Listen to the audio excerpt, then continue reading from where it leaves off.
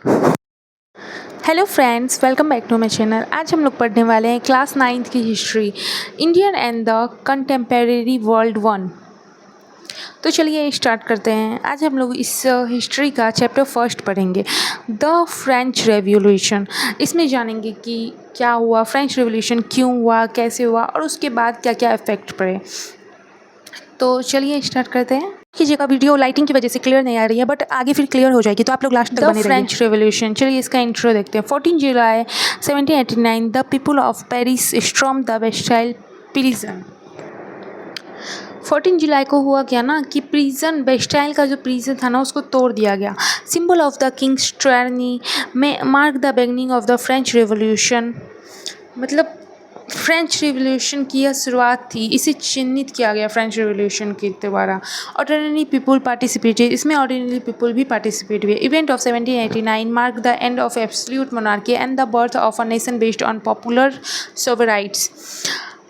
Event 1789 को जो event रखा गया था ना, उसमें मोनार्की का अंत हो गया और लोकप्रिय संप्रभुता का जन्म हुआ। फिर आता है French society during the late 18th century. मतलब 18th सेंचुरी में फ्रेंच सोसाइटी में क्या हुआ। Society divided into 3 states. Society 3 states में बटी हुई थी, क्लर्की, नोबिलिटी और कॉमन पीपल। क्लर्की और नोबिलिटी मतलब फर्स्ट एंड सेकेंड स्टेट्स को प्रिविलेज बहुत थी और टैक्स भी पे नहीं करना पड़ता था। लेकिन थर्ड स्टेट्स जो थे, जो कॉमन पीपल थे, उन्हें टैक्स भी पे करना पड़ता था और किसी भी तरह की कोई प्रिविलेज नहीं थी, जैसा कि आप लोग नोट्स में देख सकते हैं। Population of France 28 million. France की पॉपुलेशन 28 मिलियन थी, जिसमें थर्ड स्टेट्स की मेजॉरिटी थी। फिर आते हैं हम लोग the struggle to survive. Rapid increases in population, high demand for food. इन पॉपुलेशन में अचानक से वृद्धि के कारण फूड की हाई डिमांड हो गई थी। पुअर हार्वेस्ट की वजह से रोटियों के दाम बढ़ गए थे। Poor harvest, bread price roses. Common people, specially town area के जो भी कॉमन पीपल थे, वो भूख और अनएम्प्लॉयमेंट मतलब बेरोजगारी का सामना कर रहे थे। महंगाई की वजह से वे लोग भूख और बेरोजगारी दोनों का ही सामना कर रहे थे। Wages did not watch rising prices, मतलब गरीबी बढ़ते हुए दामों को नहीं देखती है। यह एक तरह का फ्रेज़ है, तो इसे फ्रेज़ में ही लेना चाहिए। ओके, तो आगे बढ़। क्लास एविजेग्स and into privileges. Middle class, bourgeoisie, educated and rich lawyers merchant. मतलब मिडिल क्लास जो भी एजुकेटेड और रिच थे, believe in equality and freedom. वो लोग इक्वालिटी और फ्रीडम में विश्वास रखते थे। वे लोग फिलोसफर से इंस्पायर्ड थे, जैसे जॉन लॉक हो गए, जो डिवाइन के अगेंस्ट थे, राजा की शक्तियों के खिलाफ थे। रूसो थे, government should be based on the will of the people. मतलब वो चाहते थे कि पीपल की मर्जी से गवर्नमेंट कुछ भी करे। और proposed separation of power.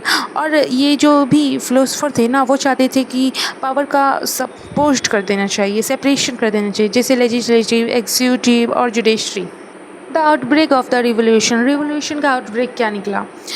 King Louis 16 became king in 1774। King Louis 16 जो थे वो 1774 में किंग बने।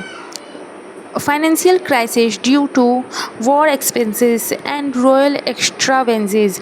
मतलब फाइनेंशियल क्राइसिस चल रही थी वहाँ पे, वॉर एक्सपेंस, अमेरिका से वॉर चल रही थी, जिसकी वजह से बहुत ज़्यादा ही खर्च हो रहा था। और रॉयल एक्स्ट्रावेंसेस जो था ना, वहाँ एक महल था जिसमें अलग से ही कुछ खर्च होता था, फालतू का खर्च होता था, इसलिए वहाँ कुछ ज़्यादा ही खर्च हो रहा था, जिसकी वजह से फ्रांस कर्ज में भी था। In 1789 Louis 16 called states general meeting after 170 years. Louis 16 जो है ना, 170 ईयर्स के बाद स्टेट जनरल मीटिंग बुलाया था। हाँ, third states formed national assembly led by Mirabeau and Abbé Sieyès. Third general जो है ना, नेशनल असेंबली अपने आप को घोषित कर लेता है मिरेबियो एंड अब्बेसियस के मौजूदगी में। On 14 July 1789 storming the battle. मतलब 14 जुलाई को प्रिजन जो टूटा था, वही असेंबली के स्टार्ट ऑफ रेवोल्यूशन, मतलब रेवोल्यूशन का असेंबली के स्टार्ट हो चुका था। आई होप आप लोगों को यहाँ तक समझ आई होगी। तो चलिए नेक्स्ट पेज पे चलते हैं।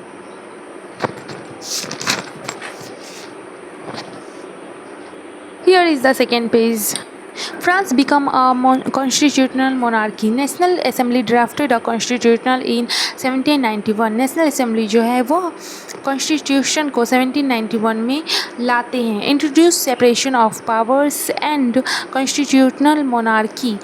वो पावर्स को सेपरेशन और कॉन्स्टिट्यूशनल मोनार्की को इंट्रोड्यूस करते हैं.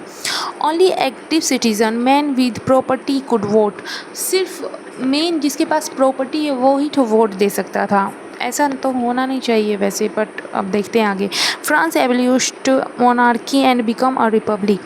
1792 France declared war on Russia and Austria. 1792 में फ्रांस रसिया और ऑस्ट्रिया से वॉर करने का घोषित कर देते हैं. मोनार्की एबोलिश्ड इन 1792. मोनार्की 1792 में ख़त्म कर दी जाती है. King Louis 16 executed in January 1793. King Louis 16 जो थे उन्हें 1793 में फांसी लगा दी जाती है और क्वीन मरी एंटोनेट को भी फांसी लगा दी जाती है अक्टूबर 93 में. France become a Republic. France फिर गणतंत्र घोषित हो जाता है.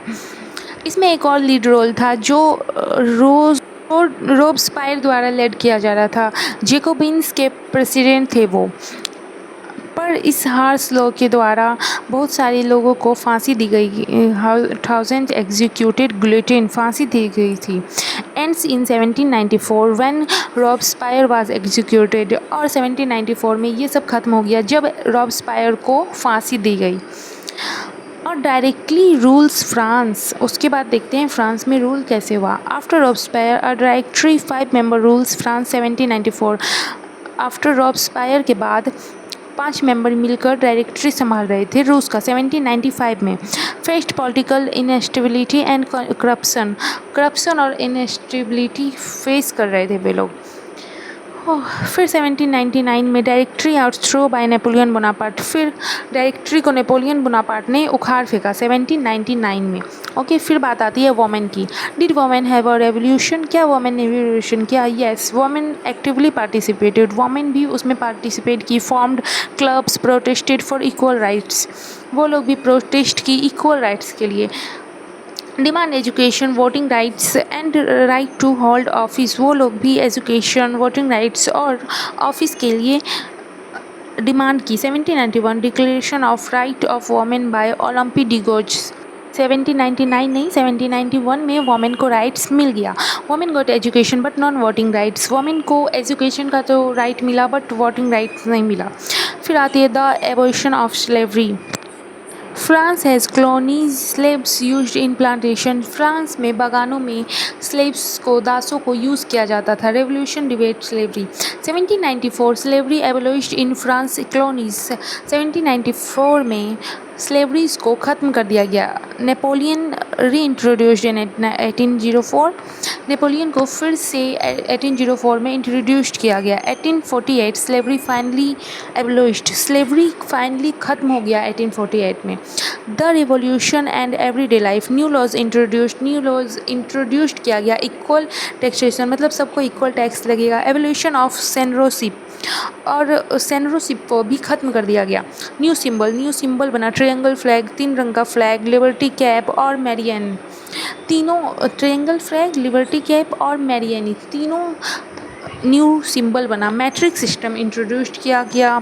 Revolution spread ideas of liberty and rights across Europe. पूरी यूरोप में ये क्रांति की, अधिकारों की बात फैल गई. आई होप आप लोगों को चैप्टर समझ में आया होगा. अगर चैप्टर समझ में आया हो तो वीडियो को लाइक ज़रूर करें और चैनल को सब्सक्राइब भी करें. और अगर इस चैप्टर के नोट्स चाहिए तो प्लीज़ कमेंट करें.